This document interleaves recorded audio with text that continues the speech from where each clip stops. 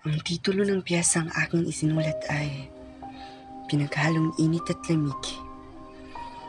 Hawis-wis ng aking pawis, hagibis o kaibilis, na matamaan ng sakit dahil sarili pinipilit.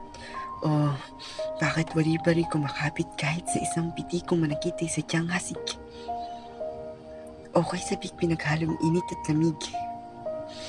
Kulang na lang ihalik sa una na siyang niyayakap dahil sa iba'y ika'y kumapit. Sobra naman ang pagmamahal ko. Ngunit bakit ako'y ginawa mong panyo? Nakagamit-gamit sa tuwing pagtulo ng luha ko, pantakip sa matang namamaga kakaiyak dahil sa dulot mo. O sa gitna ng mabagsik na ulan, madilim na gabi unan lang siyang sandat at pumoprotekta upang lamig ay masolusyonan, init ay maasam, pati na rin mahimasmasan.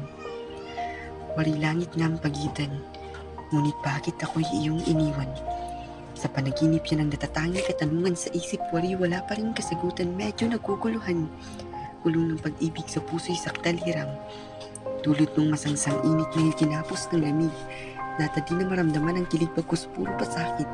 Minsa'y nangingilig sa pinaghalong init at lamig. Epekto'y pagkasabik. Ngunit wag na munang ipilit, baka dumating na naman sa punto na maipit. Na siyang una na magsisilbing panakip sa lungkot na iyong ikiniit. Na ang natatanging kailangan lang ng puso ay mahalin pabalik. Pero ito'y pinagkait ng mundong sa akin. May galit.